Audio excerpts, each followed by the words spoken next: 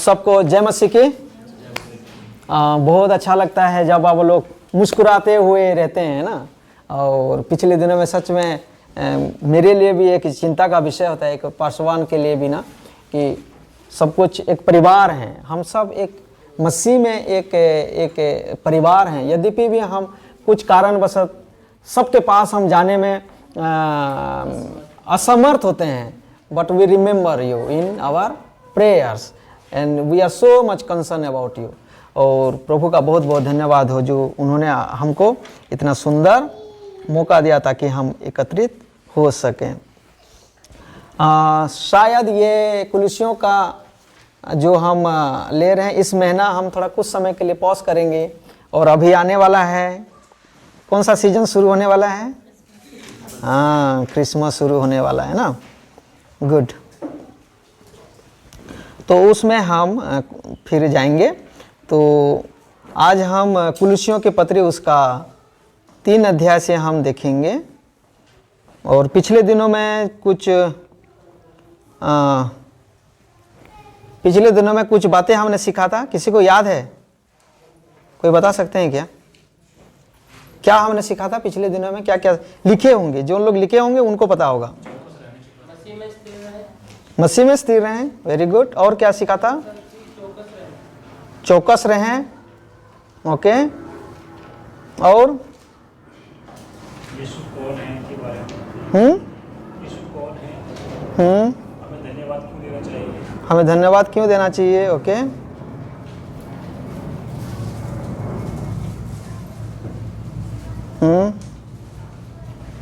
ठीक है, अच्छे बता रहे हो, बोलते जाओ। ओके। कुलिसियों 1 अध्याय, 2 अध्याय, और आज हम देख रहे हैं 3 अध्याय। आज हम विशेष करके देखेंगे। और पिछले दिनों में क्या बात हुआ था उसको एक बार रिवाइज कर देता हूँ। आंटी भी बीच में 2-3 हफ्ते हमारे संग नहीं थे, बाहर थे। तो मैं अगर थोड़ा याद दिला दूंगा तो उनको पकड़ आएगा। हम जानते हैं कि कुलिसियों में हम 1 और 2 अध्याय में कम से कम 5 या 6 मैसेज हम देख चुके हैं। कुलिसियों के लिए पौलुस धन्यवाद देते हैं, उनके विश्वास के लिए, उनकी स्थिरता के लिए, कैसे उन्होंने यीशु मसीह को अपना प्रभु और उद्धारकर्ता के रूप में ग्रहण कर लिया।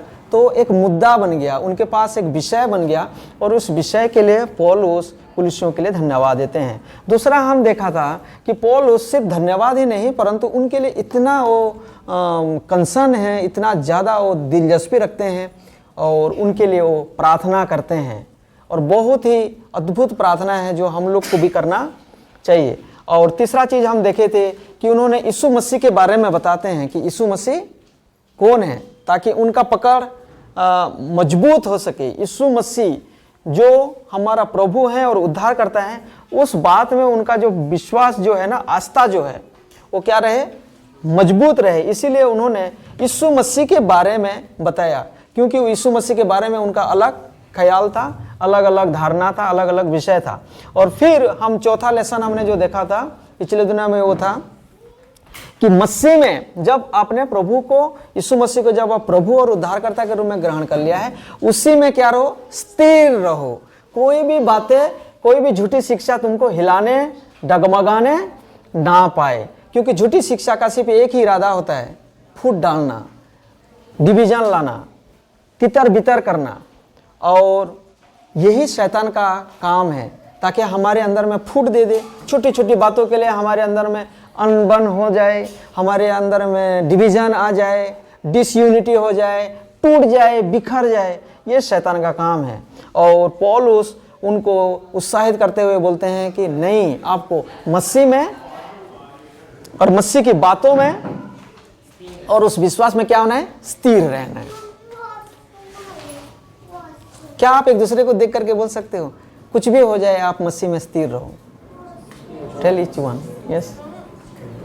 ये एनकरेज करने की बात है ना, स्थिर रहें।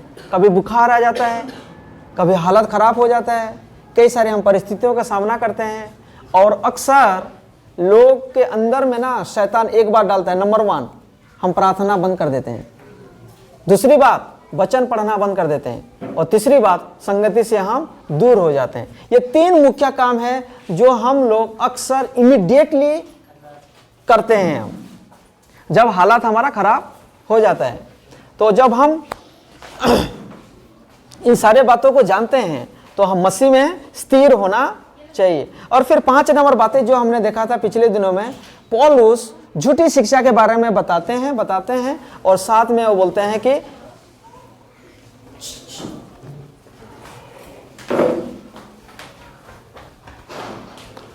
झूठी शिक्षा के बारे में वो बताते हुए वो बोलते हैं चौकस रहो, चौकन्ना रहो, सावधान, बी केयरफुल, बी वॉचफुल, है ना, चौकस रहो, ताकि कोई तुमको भरमाने ना पाए, कोई तुम्हें अलग अलग शिक्षाओं से, प्रभु से अलग ना करे। वो हमारा 5 नंबर लेसन था। और आज जो हम देखने जा रहे हैं 6ठा नंबर लेसन, और फिर हम कुछ समय के लिए कुलिसियों को थोड़ा पॉज करेंगे और हम एंट्री करेंगे क्रिसमस में। मुस्कुराहट नहीं आ रहा? ओके, क्रिसमस सीजन में हम जाएंगे। और यहाँ हम देखते हैं कुल 6ठा नंबर जो बात आज हम देखने जा रहे हैं वो है पुनर्जीवित मसीही जीवन। सही प्रोनाउंसिएशन है, पुनर्जीवित मसीही जीवन, द रेजरेक्टेड क्रिश्चियन लाइफ, है ना। एक बार कैसे हम प्रभु में पुनरुत्थान होने के बाद, कैसे हम जीवित होने के बाद हमारा जीवन शैली कैसे होना चाहिए, हमारा लाइफस्टाइल कैसे होना चाहिए, हमारा स्वभाव कैसे होना चाहिए, उसके बारे में आज हम देखेंगे। ध्यान रखना, जिसे मैं अभी रिवाइज किया था, जो पिछले 5 जो लेसन है उनमें हमने अलग अलग तरीके से हमने देखा कि पहला और दूसरा में पौलुस खास करके गलत शिक्षाओं के बारे में वो बताते हैं, लेकिन अब जब हम तीसरा अध्याय में आ चुके हैं उसमें वो बहुत सारे जो व्यवहारिक बातें हैं, जो प्रैक्टिकल बातें हैं ना, उस बात को वो बताते हैं कि सिर्फ थ्योरी ही ना जानो। जैसे कि यीशु मसीह के बारे में उन्होंने बताया कि वो तो अदृश्य परमेश्वर का प्रतिरूप है, सारे सृष्टि में पहलौठा है। दिस थिंग्स आर क्या है, एक तरीके का एक इंफॉर्मेशन है, ये एक जानकारी है, एक ज्ञान है, मसीही ज्ञान है, एक तरीके का थ्योरी है। और पौलुस क्या बोलना चाहते हैं, अगर आप थ्योरी में ही कंटेंट हो जाएंगे, उसी में आगे अगर आप संतुष्ट हो जाएंगे तो आप गिर जाओगे। आपको प्रैक्टिस करना पड़ेगा, आपको इन चीज़ों को अपने जीवन में लागू करना पड़ेगा। उसके विषय में आज जो हम देखने जा रहे हैं, आप लिख सकते हैं। यहाँ पर आज सिस्टर नहीं लिख पाए तो आप लिख सकते हो, इंग्लिश में लिख सकते हो। What would be our title?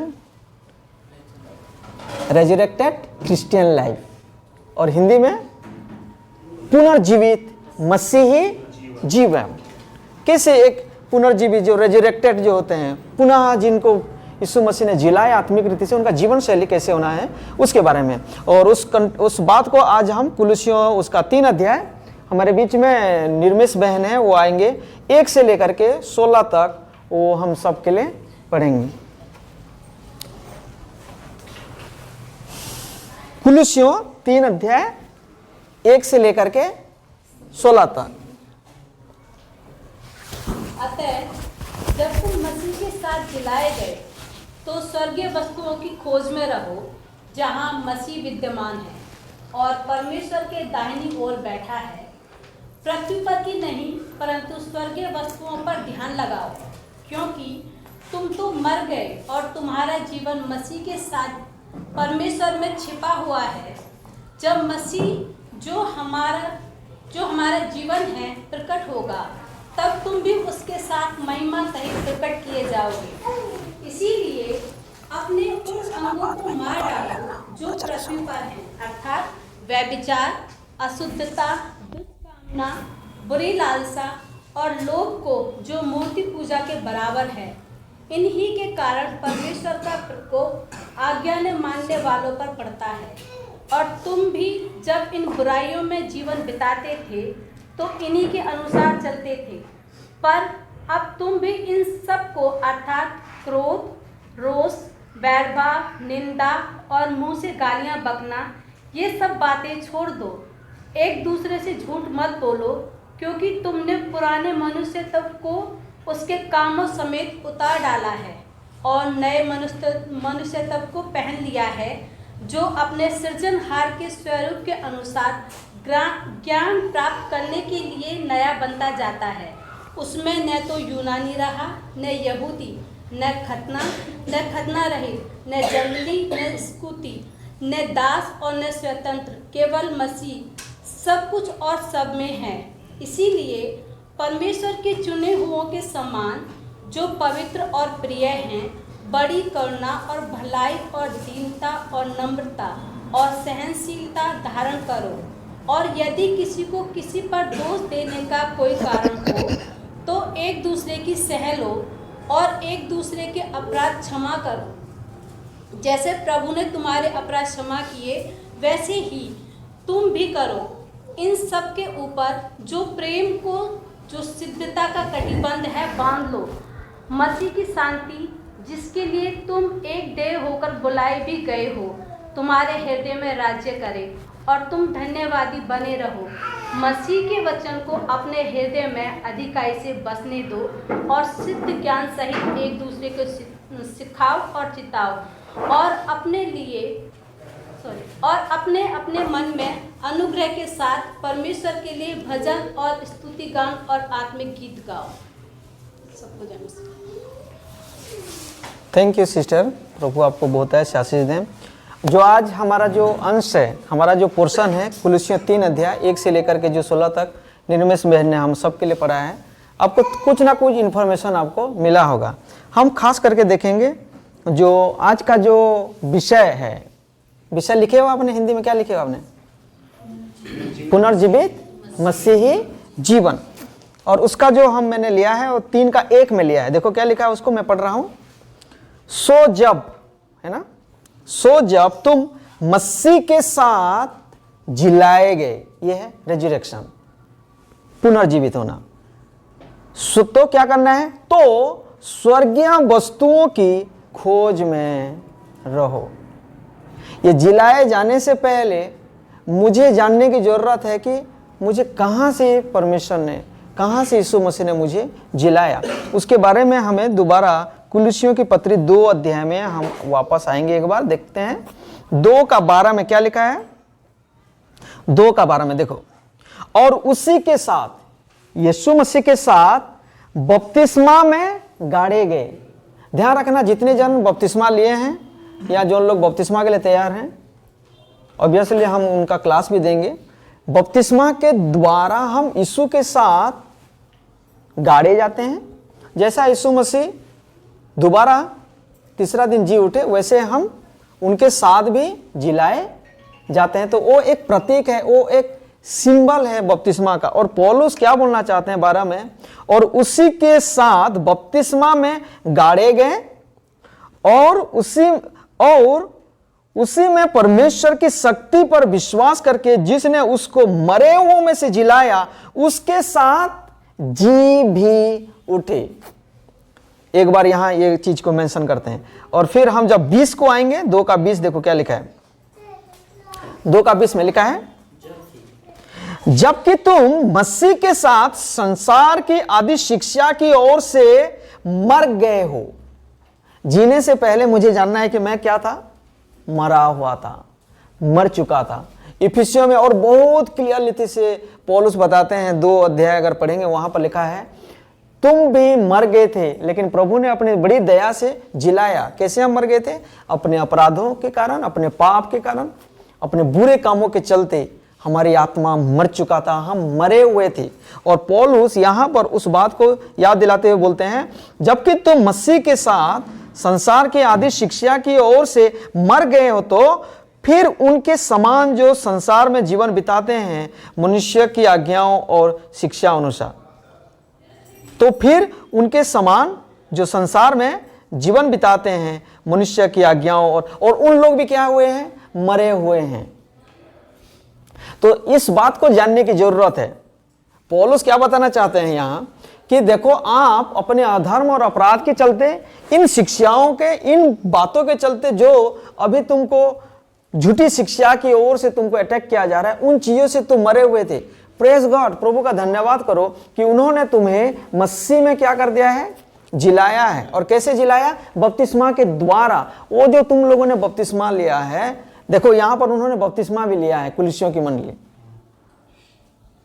और उस बपतिस्मा कोई मामूली बात नहीं है कि पानी में डूब गए, परंतु ये एक सिंबल है, ये एक ऐसी बात को अपने लोगों के सामने में माना है, उसको स्वीकार रहा है कि मैं भी यीशु के साथ मर गया और उनके साथ में जीवित हो गया। तो पहला कंडीशन क्या है कि उन लोग, पौलुस बताना चाहता है कि तुम लोग मरे हुए थे, अपने अपने अपराधों के चलते, पाप के चलते, बुरे कामों के चलते मरे हुए थे, लेकिन प्रभु ने आपको क्या किया है, जिलाया है। फिर 3 अध्याय में जब हम वापस आते हैं तब पौलुस क्या बोलना चाहते हैं, सो जब तुम मसीह के साथ जिलाए गए, अभी वो मरे हुए की दशा में नहीं हो, अभी वो शैतान के बंधन में नहीं हो। धन्यवाद हो कि उन्होंने आपको मरे हुओं में से जिलाया है और फिर से एक बार तुमको एक अलग एक नई जीवन दिया है। तो क्या करो, तो स्वर्गीय वस्तुओं की खोज में रहो। तो हमारा विषय है कि पुनर्जीवित मसीही जीवन कैसा होना चाहिए। और अगर इसको और थोड़ा इसको लिखना चाहें तो ऐसा लिख सकते हैं कि एक मसीह में आने के बाद मैं जब यीशु मसीह को अपना प्रभु और उद्धारकर्ता के रूप में ग्रहण करता हूं तो मेरा नेक्स्ट स्टेप, मेरा आगे का जिंदगी कैसा होना चाहिए। और पौल उस कुलुसियों की पत्री में जो संदेश उनके लिए दे रहे हैं वो भी आज हमारे लिए कारगर है। आप एग्री हो मेरे साथ इस बात में? पक्का? ओके। तो हमको भी आगे को कैसा जिंदगी जीना चाहिए उसके बारे में कुलुसियों में बहुत ही प्रैक्टिकल बातें लिखा गया है। तो कुछ पॉइंट्स मैं आपको बताऊंगा, आप उसको प्लीज नोट कर देना। सबसे पहला कि जो पुनर्जीवित मसीही होते हैं उनका जीवन शैली कैसे होता है, उनका लाइफ स्टाइल कैसे होता है। सबसे पहला उसका आंसर है 3 का 1 में। सो जब तुम मसीह के साथ जिलाए गए तो क्या करना है, स्वर्गीय वस्तुओं की खोज में रहो। अगर आपके पास बाइबल है प्लीज अंडरलाइन दैट वन। पहला चीज क्या करना चाहिए, हमारा सोच विचार क्या होना चाहिए, स्वर्गीय वस्तुओं की खोज में, खोजो या खोज में रहो, खोज में रहो। प्रत्येक दिन हमारे अंदर में एक जुनून होना चाहिए। प्रत्येक दिन स्वर्गीय वस्तु, स्वर्ग किधर है, नीचे या ऊपर? तो हमारा दृष्टिकोण क्या होना चाहिए, ऊपर। इतने दिन तक बगैर यीशु मसीह के, जब तक हमने यीशु मसीह को ग्रहण नहीं करते हैं, हमारा नजर किधर होता है, हमेशा पृथ्वी पर होता है। हमारा नजर इसी में सीमित होता है, इसी सांसारिक मोह माया में हम फंसे हुए होते हैं। हमारा सोच, हमारा नजर, हमारा देखना, हमारा चाहना, हमारा विचार करना, हमारा सुनना, हमारा कामकाज, सब कुछ सांसारिक होता है। पृथ्वी के अंदर में जो बातें पाया जा रहा है, जो अभी भी कारगर है, अभी भी लोगों के जीवन में पाया जाता है, उनमें हम सीमित होते हैं। लेकिन पौलुस क्या बोलते हैं, नहीं नहीं, आपको इन चीजों से यीशु मसीह के द्वारा परमेश्वर ने क्या किया है, जिलाया है। आप एक जीवित हो, मरे हुए नहीं हो कि तुम गुलाम बन जाओ, मरे हुए नहीं हो कि तुम्हें फिर से एक बार शैतान अपनी झूठी बातों में फंसा के रखे। और मैं आप लोगों को भी एनकरेज करना चाहता हूं, आप मसीह में और मैं मसीह में एक नई सृष्टि है। जिस दिन हम यीशु मसीह को अपना प्रभु और उद्धारकर्ता के रूप में ग्रहण करते हैं, वो हमारे पापों को क्षमा करते हैं और हमें एक नई जीवन देते हैं और एक नई सोच देते हैं। इसीलिए कई बार वचन में लिखा गया है, उनकी ओर ताकते रहो जो विश्वास का करता और धरता है, वो है यीशु मसीह की ओर ताकते रहो, है ना।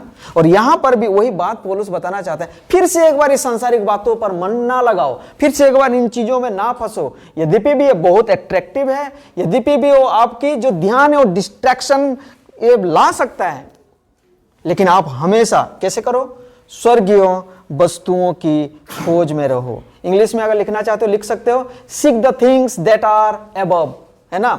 ऐसी चीजों को हम ढूंढें जो कहां है, कुछ ऐसे जानवर को प्रभु ने बनाया है, जिंदगी में कभी भी वो ऊपर नहीं देखते हैं, हमेशा वो नीचे देखते रहते हैं। और जिस दिन वो ऊपर देखते हैं उस दिन उनका दी एंड होता है, ऊपर ही चले जाते हैं। ऐसा हमारा जीवन में ना हो। हर एक दिन हम प्रभु की ओर ताकते रहें, हर एक दिन प्रभु की ओर हमारा भरोसा विश्वास होना चाहिए, स्वर्गीय वस्तुओं की हमारा ताक होना चाहिए। मैं एक एग्जांपल जैसे के बारे में बताता हूँ। मान लो किसी के पापा अगर विदेश में रहते हैं, अमेरिका में, कनाडा में कहीं रहते हैं, तो उस बच्चे अगर स्कूल में, जैसे स्कूल के स्टूडेंट होते हैं, बातचीत करेंगे, कितने गर्व से वो बातचीत करते हैं। आपको पता है मेरे पापा बाहर में रहते हैं, है ना, पापा ऑस्ट्रेलिया में रहते हैं, पापा कनाडा में रहते हैं, पापा अमेरिका में रहते हैं, कितने गर्व से बातचीत करते हैं। यहाँ हमारे स्वर्गीय पिता देखो कहाँ है, देखो क्या लिखा है, स्वर्गीय वस्तुओं की खोज में रहो।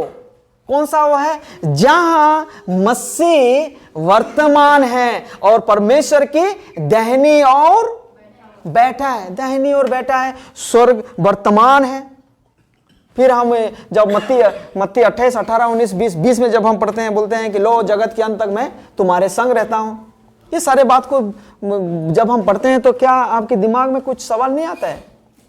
ये एक ऐसी बात बताना चाहते हैं, क्या बोलना चाहते हैं कि यीशु मसीह जो काम उनको दिया गया था, यीशु मसीह को जो कार्य दिया गया था, सौंपा गया था पिता की ओर से, वो धरती में आकर के 33.5 साल तक शारीरिक रूप में रहते हुए सब कुछ पूरा किया और आराम से जाकर के कहां बैठ गए? वो काम को अनकंप्लीट नहीं, कंप्लीट किए और जाकर के उन्होंने रहे।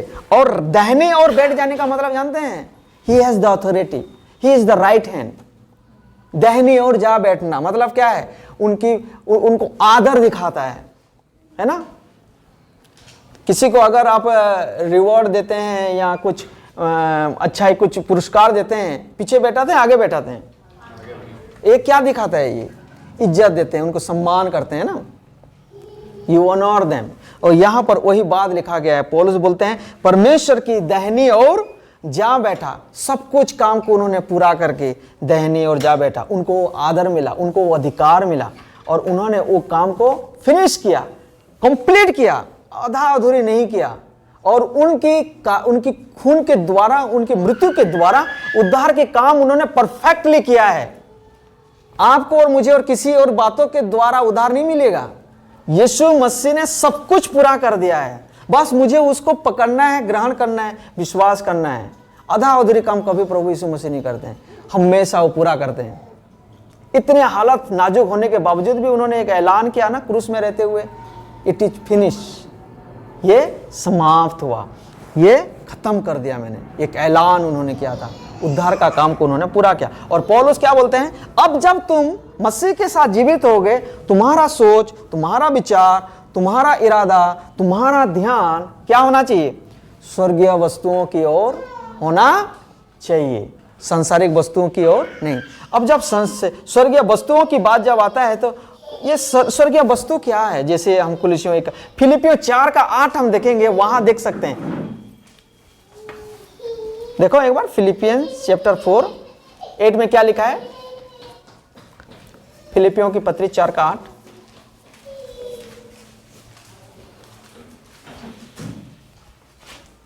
इसलिए हे भाई, जो बातें सत्य है और जो बातें आदरणीय है और जो बातें उचित है और जो बातें पवित्र और जो बातें सुहावनी और जो बातें मन भावनी है, अर्थात जो भी सद्गुण और प्रशंसा की बातें हैं, उन पर ध्यान लगाओ। उन पर क्या करो?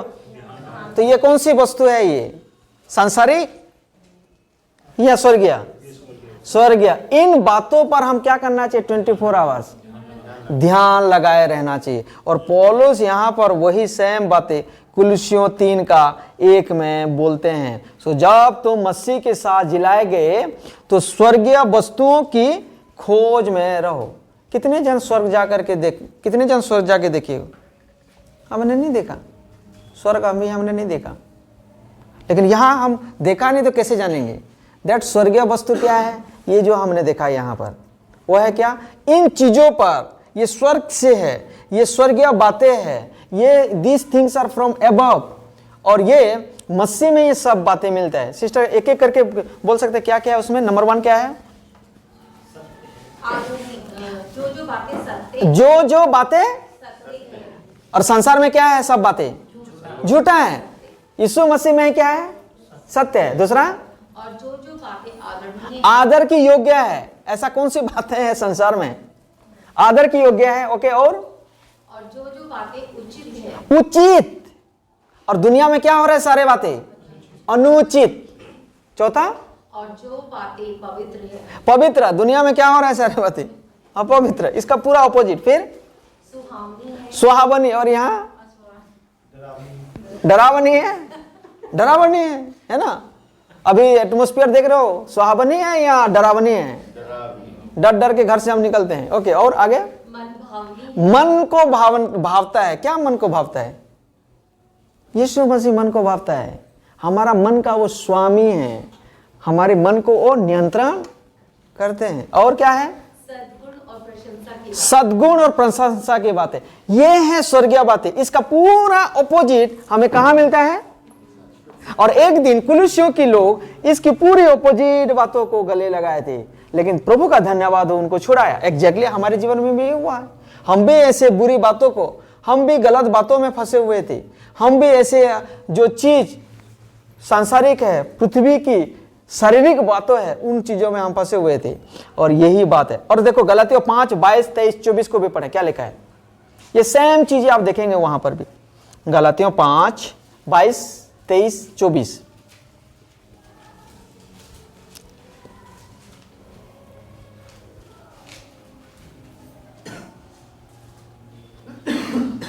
किसी को नहीं मिला?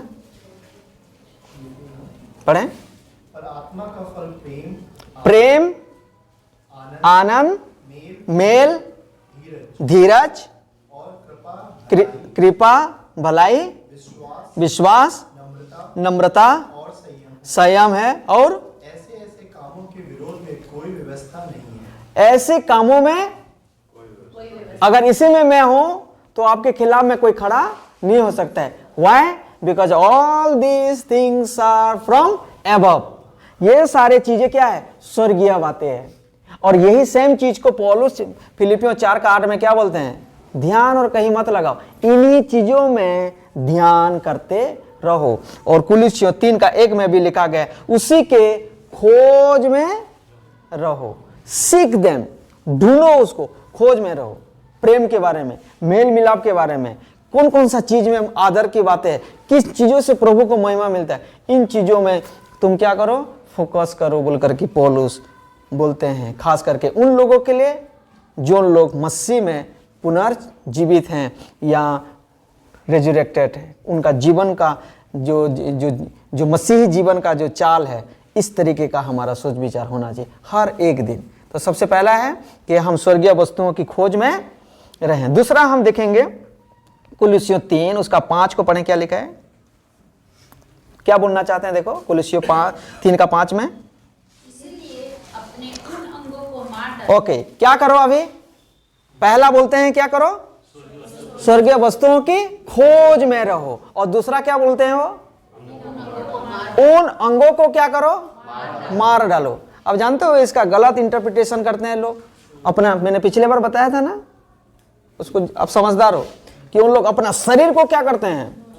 नोचते हैं। लेकिन यहां मार डालो, किस चीज को मार डालना है? आगे देखो, जो मतलब कौन सा चीज को हम मारने हैं?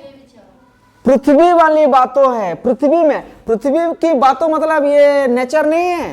पृथ्वी की बातें पानी नहीं है, मिट्टी नहीं है, पहाड़ ये इतना खूबसूरत वो नहीं है। पृथ्वी में कौन सा चीज रहता है? वो चीज है। और स्वर्गीय में कौन सा चीज रहता है? जो अभी मैंने गलातियों 5, 22, 23, 24 हमने पढ़ा, फिलिपियों 4:8 में हमने जो देखा, वो है स्वर्गीय बातें। उसका ऑपोजिट किस में है? पृथ्वी। और एक बात बताना चाहता हूं कि स्वर्गीय बात को अच्छे से समझने के लिए अगर चाहते हो, अगर if you want to understand perfectly what are those heavenly things, then we need to understand first of all earthly thing. और अर्थली थिंग क्या है? यहां पर देखो क्या लिखा है। यहां पर क्या लिखा गया है? यहां पर व्यभिचार, अशुद्धता, दुष्कामना, बुरी लालसा, लोभ, मूर्ति पूजा के है। और 8 को भी पढ़ लो एक बार। पर अब तुम भी इन सब को हाँ, क्रोध, रोष, बैर भाव, निंदा, मुंह से गालियां बकना, ये सब बातें क्या करो? छोड़ दो। तो ये सारे बातें कौन सी कैटेगरी में आता है? ये अर्थली में आता है। पहले हम लोग भी 24 आवर्स इन्हीं चीजों में फंसे हुए थे। और इसका पूरा ऑपोजिट है। सबसे खूबसूरत बात है जो प्रभु ने आपको और मुझे बताया, ताकि हम उन चीजों को, उन बातों को हम खोज में लगे रहें। तो यहां क्या बताया जा रहा है 5 के मुताबिक? इसीलिए अपने उन अंगों को क्या करो? मार डालो। इसका मतलब क्या है? क्या सच में अगर मेरा हाथ अगर चोरी करता है तो क्या यहां से काट देना चाहिए? मेरा आंखों के द्वारा अगर व्यभिचार होता है तो क्या उसको निकाल देना चाहिए? यीशु मसीह भी तो ऐसे बोले हैं, अगर दाहिना हाथ तुझे कुछ गलती है उसको काट दे, आंख अगर कर दे उसको फोड़ दे। What does it mean? इसका मतलब क्या है? उन अंगों को क्या करो? मार डालो। लिसन केयरफुली, इसमें सबसे पहला कौन सा चीज है जो 24 आवर्स दुनिया के लोगों में चलता रहता है? व्यभिचार। सबसे गंदी चीज जो इतना भयंकर है कि मतलब बाकी कुछ है जो फिजिकली हम करते हैं, लेकिन ये सोच के द्वारा भी सेम पाप हम कर सकते हैं। That I want to talk to you.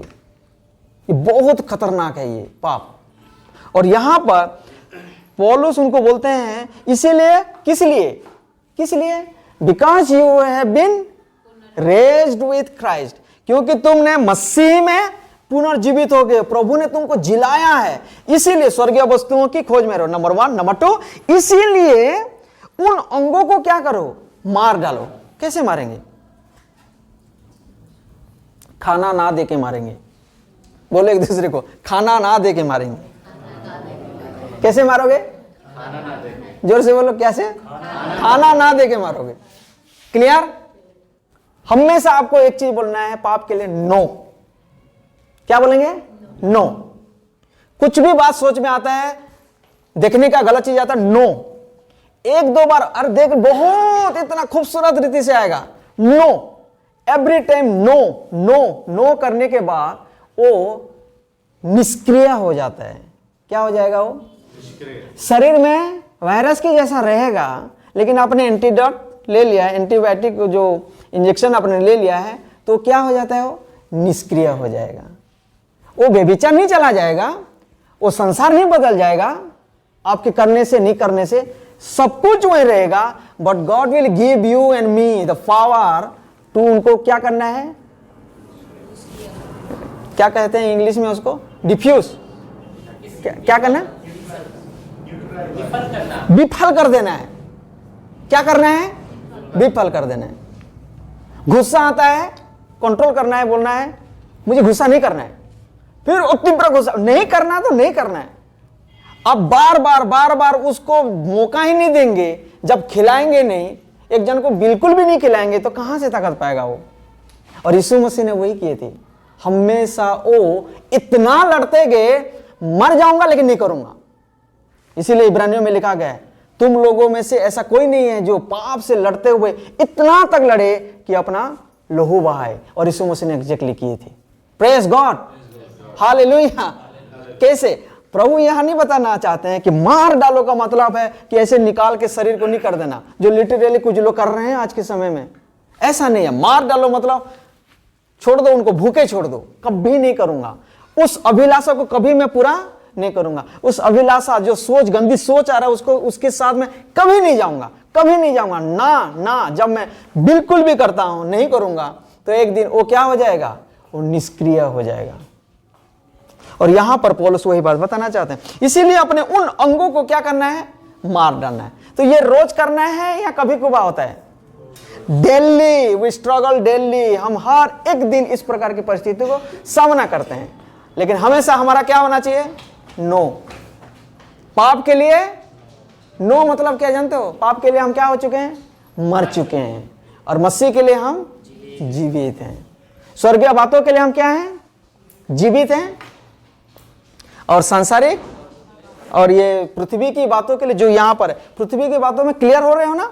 ये सारे जो नेचर है वो चीज नहीं है पृथ्वी की बातें, है ना? पृथ्वी की बातें ये है वो। ओके, तो ये था सेकंड पॉइंट। थर्ड पॉइंट हम जाएंगे 3 का 12 को एक जन पढ़ें। ओके, इसको अगर आप पढ़ेंगे और एक बार और एक वचन में आपको देना चाहूंगा, प्लीज इसको भी रीड करें।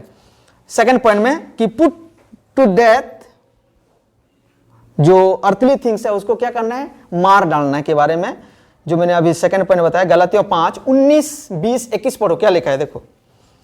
गलातियों 5 जल्दी से निकालेंगे। गलातियों 5 19 20। शरीर के काम तो प्रकट है, छिपी नहीं हुए, सब जानते हैं। क्या है वो? व्यभिचार। नंबर 1 में क्या आया?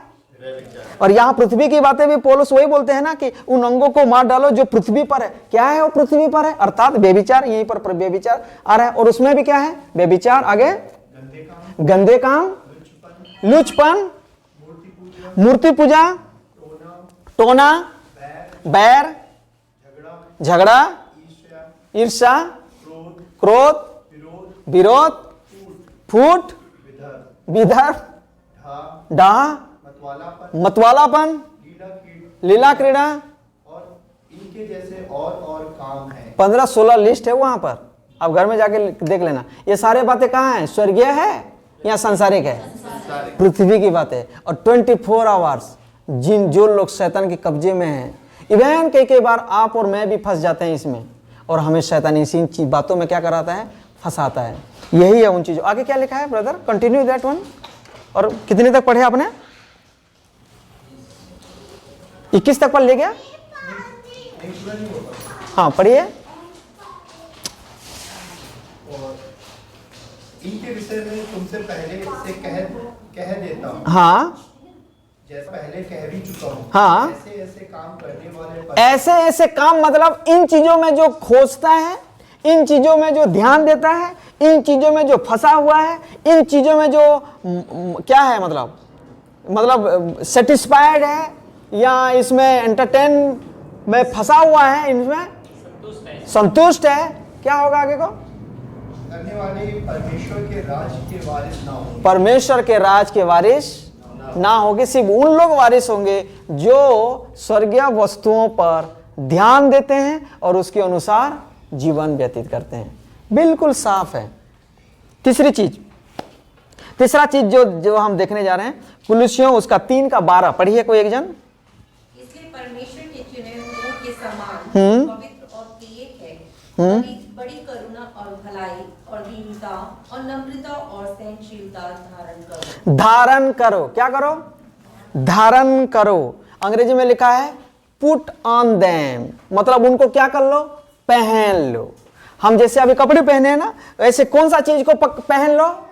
इसमें लिखा हुआ है। तो तीसरा चीज पौलुस बोलना चाहते हैं कि जब तुम लोगों ने पुनर्जीवित हो गए हो तो तुम्हारे मसीह जीवन में क्या होना चाहिए? सबसे पहला है कि स्वर्गीय वस्तुओं को खोज करो। दूसरा चीज है पृथ्वी में जो अंग है उसको क्या करो? लगातार हर दिन क्या करना है? मारना है। कैसे मारेंगे हम? ना बोल के। कभी भी आपके पास मेरे पास मौका होता है, जबरदस्ती शैतान भी नहीं कर सकता है। हमेशा उसकी बात को हम क्या करेंगे? रिजेक्ट करेंगे। नो। तो उससे जो फीलिंग्स है, जो शैतान की जो पावर है जो हमारे जीवन में काम करता है, वो क्या हो जाएगा? निष्क्रिय हो जाएगा, विफल हो जाएगा। और तीसरा चीज हम देखते हैं, उनको क्या करना चाहिए? धारण कर लो। हिंदी में लिखा है, अंग्रेजी में लिखा गया पुट ऑन देम। उनको क्या कर लो? कपड़े की जैसा पहन लो। कौन सा चीज को पहन लेना है? 12 में लिखा है, देखो। इसीलिए परमेश्वर के चुने हुओं की नहीं। चुने हुए कौन है? ये लोग जो मरे हुओं में से जिसको परमेश्वर ने यीशु मसीह के साथ जिलाया, उन लोग क्या हैं? चुने हुए हैं। और आप सब भी क्या हो? चुने हुए हो। बोलो एक दूसरे को, बोलो आप चुने हुए हो। हाँ, अपने आप को लोनलीनेस नहीं फील करना, अपने आप को हताश महसूस नहीं करना। हमेशा मुझे इस बात पर गर्व करना चाहिए, याद दिलाना चाहिए कि प्रभु कुछ भी हो जाए, मैं तो आपका चुना हुआ हूं। क्या है हम? चुने हुए हैं। और ये सेम बात ना पतरस भी बोलते हैं, तुम तो चुने हुए हो, चुने हुए पवित्र प्रजा हो, है ना, याजकों का समाज हो। You are not a ordinary, है ना। हम कोई, हाँ, लोग आपको और मुझे ऑर्डिनरी के जैसा बिहेव कर सकते हैं, but we are selected, chosen one. हम चुने हुए हैं और प्रभु ने हमको चुना है। और पौलुस क्या बोलते हैं? तुम चुने हुए की नाई जो कैसे हैं? पवित्र हैं। देख रहे हो? पवित्र मतलब सेट अपार्ट। आपको परमेश्वर ने क्या किया है? अलग किया है, चुना है, अलग किया है। और कैसे हो? प्रभु की नजर में दुश्मन हो, प्रिय हो। देख रहे हो? ये आपका और मेरा आइडेंटिटी है यीशु मसीह में। जो पुनर्जीवित जो लोग हैं उनका ये, मैं चुना हुआ हूं और मैं अलग किया गया हूं। पवित्र मतलब वो पाप से धुला हुआ, ऐसा नहीं है। सिर्फ यीशु मसीह पवित्र हैं, नो वन एल्स। हम हर दिन कुछ ना कुछ गलती करते हैं, लेकिन यहां जो पवित्र बातें हैं वो है क्या? Set apart. हमें उन्होंने क्या किया है? अलग किया है। और तीसरी चीज वो क्या बोलना चाहते हैं? और तुम कैसे हो प्रभु की नजर में? बोलो, प्रिय हो। और जब इतनी बड़ी आपको पद मिला है, इतनी बड़ी आपका परिचय है मसीह में, तो क्या करना चाहिए? सिर्फ नाम का नहीं, काम में भी करो। कैसे? इसीलिए क्या करना चाहिए? बड़ी करुणा, छोटा नहीं, बड़ी करुणा, भलाई, दीनता, नम्रता और सहनशीलता क्या करो? धारण करो। या हमारे, मैंने पिछले कल मैंने सच में कुछ बात किया ना, बहुत पछताया। मैं प्रार्थना किया, माफी मांगा प्रभु से। सहनशीलता हमारे अंदर में क्या होना चाहिए? सहनशीलता। मसीह जीवन और कुछ नहीं है, सहने का है। यस, अब एग्री हो मेरे साथ? सहना है। यीशु मसीह ने बोले हैं, इस गाल में कोई चाटा मारे तो क्या करना? दूसरा दिखाना या लड़ना है? तो ये क्या दिखाता है? सह लो। कोई अगर तुमको सताए तो उसके लिए उसको भी सताना बोले या उसको आशीष दो लिखा है? ये क्या है? सहना है। यीशु मसीह के साथ लोगों ने इतने गंदे तरीके से व्यवहार किया, वो क्या किए? सहते गए। और पतरस ना एक गवाह बन करके क्या बोलते हैं? हमने देखा है उनको, वो गाली के बदले में किसी को गाली नहीं देते थे, किसी को धमकी नहीं देते थे। अगर वो सोच भी लेते तो दुनिया खत्म हो जाता, लेकिन ये सारे चीज को क्या करते गए? सहते गए। उनके अंदर में वो सहनशीलता था अंत तक। कितने थर्ड फोर्थ जो भी टर्चर आप बोल सकते हो, सब कुछ यीशु मसीह ने झेली। क्यों? उनके अंदर में प्रभु ने वो सामर्थ्य दी थी। पवित्र आत्मा आपको और मुझे सहने का ताकत देते हैं, और मसीह लोग ही सह सकते हैं और बाकी कोई नहीं सह सकते हैं। ऑस्ट्रेलिया का जो मिशनरी के बारे में जानते हैं ना, ग्रैहम स्टेन के बारे में, कितनी बड़ी घटना। दोनों बच्चों के साथ उनके पापा को गाड़ी में जिंदा जला दिए। और इंटरव्यू में उनकी पत्नी से जब पूछा गया तो बोलते हैं, मुझे इनसे क्या मतलब है, मेरे दोनों बच्चे और मेरे पति तो कहाँ पर हैं? स्वर्ग में हैं। और मुझे अगर पूछोगे, मेरा कोई बदलाव लेना नहीं है। हाँ, गवर्नमेंट क्या करेगा that is another matter, for as for me, मैंने उनको क्या कर दिया है? माफ कर दिया है। कितनी बड़ी, क्या बोलते हैं जानते हैं ना, हमारे भाषा में अगर बोलते, जिगर होना चाहिए। क्या होना चाहिए? जिगर होना चाहिए। और प्रभु आपका और मेरा जिगर को क्या कर देते हैं? मजबूत कर देते हैं। हालेलुया। हम कुछ नहीं कर सकते हैं। कई बार लगता है कि जाके मैं कुछ कर दूं, लेकिन वो आत्मा है जो प्रभु का आत्मा हमें बोलता है कि नो, ऐसा नहीं कर सकते हो। हम गलती ना करने के बाद भी लोग खरी खुटी हमें सुनाते हैं। कई सारे बात हमने कभी किया ही नहीं, ऐसे बात हमें करते हैं। कई बार वही पुरानी मनुष्यत्व क्या हो जाता है, बीच बीच में जाग जाता है, फिर से एक बार पुनर्जीवित हो जाता है। होता है ऐसा, लेकिन अंदर से एक आवाज आता है कि नहीं, ऐसा कर ही नहीं सकते। हम वही बात को पौलुस बोलते हैं कि सहनशीलता को क्या करो? धारण करो। गाली के बदले गाली ना दो। कोई अगर तुमको कुछ गलत बात बोलते, यहाँ पर वही शब्द भी इस्तेमाल किए हैं ना, गाली के बदले मुंह से गाली ना निकले। ये सब कुछ पुलिसियों की मंडली में हो रहा था, और पौलुस बोलते हैं नो, इनफ, अब इसको सहने की करो। और जैसे यीशु मसीह भी सहे थे, हम सबके पापों के लिए उन्होंने अपने जीवन दे दिया, उन्होंने सब कुछ। आज भी तो हम बहुत सारे गलत काम करते हैं, फिर भी वो आपको और मुझे बख्श देते हैं ना, सहते हैं उनकी सहनशीलता के चलते। इसीलिए कुरिन्थियों में है कि तू उसकी सहनशीलता जो धान है उसको तू तुच्छ समझता है, तुच्छ समझता है, क्योंकि वही तुझे रियल पश्चाताप की ओर ले जाता है। उनकी सहनशीलता, जब मैं जानता हूं कि मैंने इतने सब कुछ करने के बाद भी प्रभु ने मुझे माफ कर दिया, सह लिया, तब मेरे अंदर में एक बदलाव आता है। जकई बहुत ही घिनौना काम करने वाला, चुंगी लेने वाला, समाज में गिरा हुआ इंसान, रंग रूप भी देखोगे तो भी नाटा, किसी एंगल से एक अच्छा इंसान नहीं था, लेकिन यीशु मसीह ने उनको जाके दोष नहीं लगाया, सिर्फ उनके घर में चले गए। And his presence is enough, उनकी उपस्थिति की काफी है, और उसके मन बदल गया। कितना सहे होंगे। और ध्यान रखना, जो भी हम पाप करते हैं ना, वो किसके खिलाफ में हम करते हैं?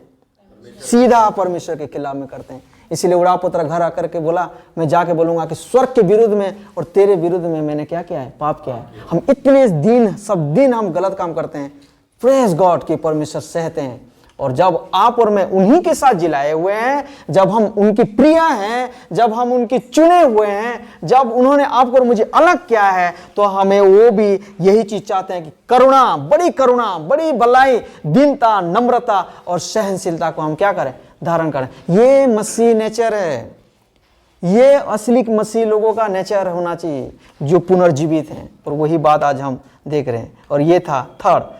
4 नंबर अगर हम देखेंगे, 3 का 13 कोई एक जन पढ़े जल्दी, 3 का 13 पढ़े कोई। और यदि किसी को किसी पर दोष लगाने को कोई कारण हो तो एक दूसरे की सह लो और एक दूसरे के अपराध क्षमा करो, जैसे प्रभु ने हमारे अपराध क्षमा किए वैसे तुम भी करो। ऊपर में हमने देखा ना, सहनशीलता को क्या करो, धारण करो। और यहां पर भी क्या लिखा गया, सह लो, बेयर वन अनदर।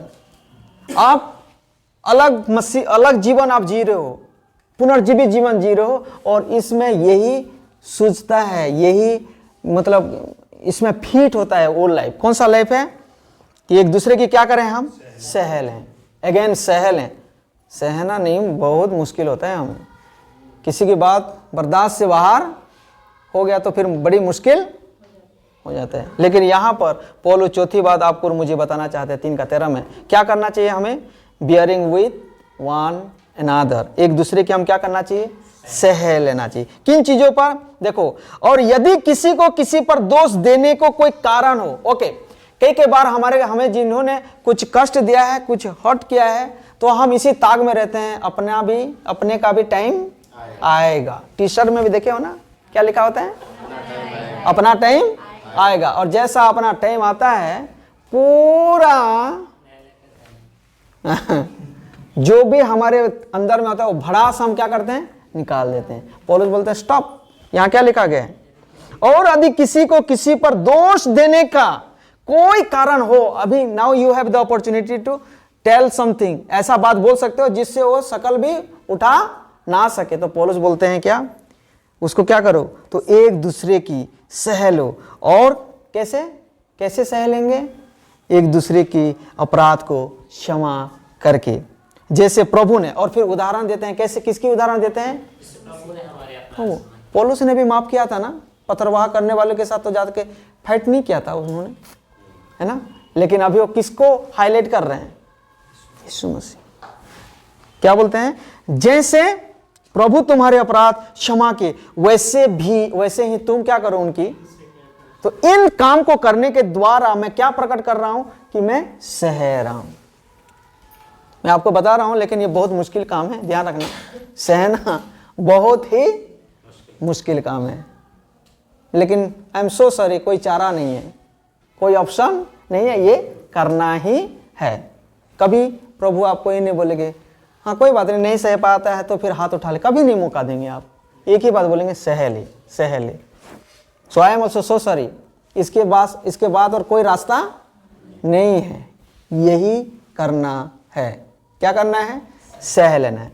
फिर 5 नंबर जो पॉइंट हम देखना चाहते हैं वो है 16 में आ जाएंगे। देखो क्या लिखा है, पढ़े कोई एक जन, 5th नंबर पॉइंट। मसीह के वचन को अपने हृदय में अधिकारी से बसने दो। अच्छा मुझे ये बताओ, अभी कितने समय का बाइबल स्टडी हुआ होगा, कितना वचन इनको मालूम हुआ होगा, कौन इनको बताया था, इपफ्रास ने उनको बताया था। लेकिन वो जितने भी उन्होंने उनको बताया, उसी में वो क्या बताना चाहते हैं, मसीह की वचन को अपने हृदय में अधिकाई से बसने दो, और क्या करो, उसको अंडरलाइन करो, सिद्ध ज्ञान सहित एक दूसरे को सिखाओ। तो 5th नंबर पॉइंट क्या है, ये है सेवा। पर्सनल व्यक्तिगत जीवन में सुधार के बाद वो 5 नंबर पॉइंट में आके बोलते हैं कि अब दूसरों के लिए भी एक सेवा करो, प्रभु के लिए भी सेवा करो। यही तो यीशु मसीह ने भी बोले हैं ना, स्वर्ग और पृथ्वी का सारा अधिकार मुझे दिया गया है, इसीलिए जाओ सारी जाति की लोगों को चेला बनाओ, पिता पुत्र और पवित्र आत्मा के नाम से बपतिस्मा दो, जो भी बातें मैंने तुम्हें आज्ञा दी है उन्हें मानना सिखाओ। टास्क है। और पौलुस सिर्फ उनको व्यक्तिगत व्यवहारिक जीवन के बारे में बताते अब उनको एक काम भी दे रहे हैं, जिसको हम बोल सकते हैं क्या, सेवा। क्या है? ये हर एक विश्वासियों का काम है, ये सिर्फ पास्टर का काम नहीं है, हम सब का काम है। यहां क्या लिखा गया है देखो, मसीह के वचन को अपने हृदय में थोड़ा बहुत या अधिकाई से बसने दो। क्यों? ताकि, और सिद्ध ज्ञान, कब सिद्ध ज्ञान मिलेगा? जब मुझे सही रीति से वचन को समझ आएगा। सिद्ध ज्ञान सहित क्या करना है? एक दूसरे को सिखाओ और चिताओ, और अपने अपने मन में अनुग्रह के साथ परमेश्वर के लिए भजन और स्तुति गान और आत्मिक गीत गाओ। यहां 2 पॉइंट आ गया ना, एक है सेवा है ना, क्या करना है सेवकाई में? सिद्ध ज्ञान सहित क्या करना है? एक दूसरे को सिखाना है। और फिर दूसरा 2 आयत में जो 2 लाइन में हम देखते हैं, फिर क्या करना है? आत्मिक गीतों के द्वारा स्तुति और प्रशंसा करना है।